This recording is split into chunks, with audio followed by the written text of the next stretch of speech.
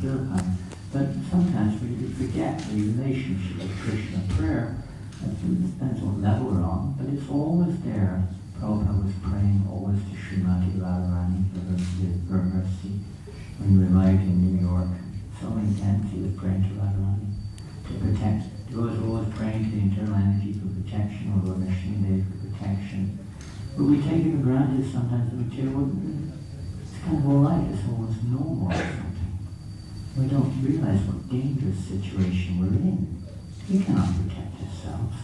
We always have to be, this is humble, humility, taking shelter. This is how we get free of the false pride, accumulation of material wealth, and we think that we can do it ourselves. This is pride. This results in great pride, which is an impenetrable barrier practically to spiritual life. This can be chiseled away or removed by just humbly beseeching the Lord for help, becoming a little humble. Let's see, here's some prayers of Prabhupada. Please give me the strength to serve you, Prabhupada says. Any other prayer and you would not be happy. It's not even, I want to do this, I want to do that. Give me this, give me that. No, just the strength to serve you. My dear boys and girls, Prabhupada said, I am so much obliged to you for your prayers to Krishna to save my life. Due to your sincere and ardent prayer, Krishna has saved my life. I was to die on Tuesday, certainly, but because you pray sincerely, I am saved. It was in 1967. Prabhupada wrote in a book called Elevation to Krishna Consciousness, he says, our only prayer should be that the Lord enable us to serve him birth after birth. Our prayer should be, dear Lord, you are so great that I want to engage in your service. I have been serving all these rascals. Now, we should realize that also means our senses and mind. Now, I've been serving all these rascals and I am still not satisfied. Now I have come to you. Please engage me in your service. This is the last word in prayer. So this is our goal. I mean, from there all kinds of other levels develop, but up to that point of being fully absorbed. Hundreds and thousands of prayers are there in the Bhagavatam and other scriptures of King Kula Shekhar, and so many wonderful prayers are there, teaching us how to approach the Lord. Even if it's notable prayers, there are two main categories of prayer, notable prayers and heartfelt prayers. So repeating these Uttama Shlokas, these notable prayers, is very purifying. That's when these great devotees come to give us, this is how they deliver us, by delivering these wonderful prayers. We shouldn't skip over them, thinking, oh, it's just, some kind of sentiment or something. Let's get into this real stuff. Let's hear about the battle between Hiranyakashipu and Shrina. We don't hear the prayers of Prahlada. But the prayers themselves are the real thing that we have to hear. This is what will help us, guide us on the right path of approach to the Supreme Personality of God. Simply, Prabhupada says, this is in Los Angeles, a letter in 68. Simply our prayer should be, my dear Krishna, please remind me to always chant your holy name. Please do not put me into forgetfulness. This is a nice prayer. This is a very practical one for us. We sometimes forget to chant Hare Krishna. That means we're forgetting Krishna. We're supposed to always remember him and never forget him. So we should try to remember him. Even Kamsa was remembering Krishna. But we shouldn't be like that. We should be positive. We should try to always promise, please do not put me into forgetfulness. Remind me always to chant your holy name. You are sitting within me as super soul, so you can put me into forgetfulness or into remembering you. Don't forget, the power of remembrance and forgetfulness is not ours. It is Krishna's prerogative. He's the one who over on the show. That is, forgetfulness comes from Krishna. And remembrance, Mritya, also comes from Krishna. So we appreciate the approach. We're not asking anything, please do this or please do that. Exactly. We just want to be engaged in his service.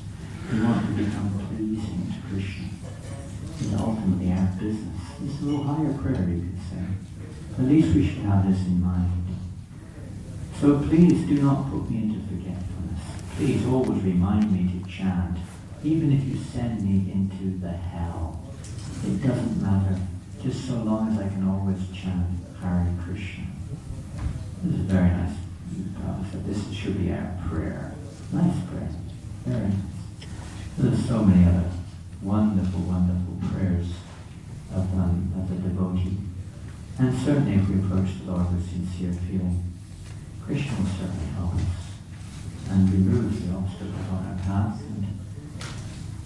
Vishnu Puran, we approach the Lord is also Echego Soikori Charna Vantanyawa Viti Vinasha Vishnu Puran. We're approaching the pure devotees of the Lord. They're by their grace and all the unwanted things, all the material desire. The unwanted things, the anarthas, are both obstacles, but primarily they are also the desires in our heart for trying to enjoy separately from Krishna.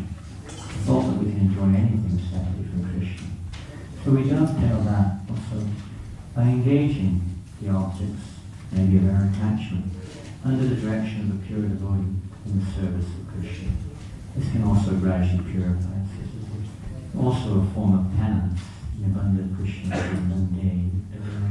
We don't reject them. Some people reject this material world, unwanted. But we see this Krishna's energy. This is how the devotee sees it. Not as mine.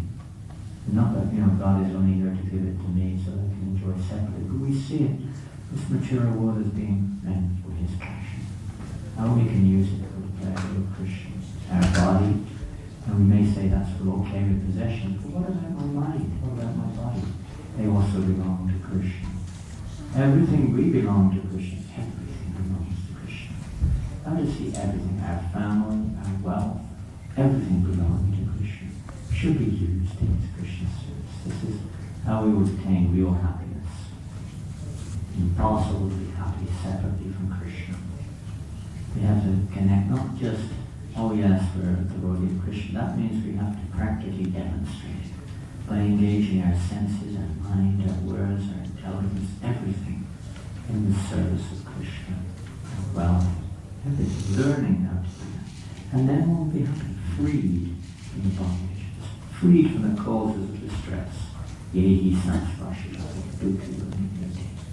wise man knows that this material endeavor for sense enjoyment is the cause of distress. It's not the cause of happiness, as people may think. They're misled, leading the blind down the path to hell.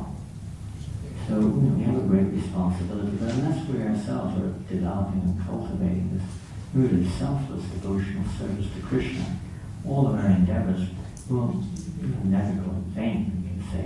They will not have such an impression on spreading Krishna consciousness. Something may be there, but if we really are wanting to spread Krishna consciousness, then we have to apply it in our own lives. We have to take the prayers of the great acharyas to heart, and they're as good as the Vedic literature. In fact, they are the Vedic literature. It's so wonderful to hear these prayers and to try to revive them, meditate upon them. I was reading this morning the prayers of King Kulashekara. Such wonderful prayers, even though he's primarily saying Aishwarya Bhava, in other words, worshipping Lakshmi Narayan, that still his prayers are completely relevant to every practitioner. Prabhupada quoted them many times. Krishna, Radhika, Bhatam, Japancharantam. His prayers of Prahlad, King Kulashekara, so many prayers of Prahlad Maharaj. The prayers of all our favorite prayers. It's so wonderful. To repeat these prayers helps us develop that mood. And that will remove the mood of wanting to enjoy and remove this pride, which we all suffer from. Pride of what people think of me. What am I getting out of this? We're not supposed to get something, we're supposed to get out of it, not get something out of it. We're supposed to get out of it. Instead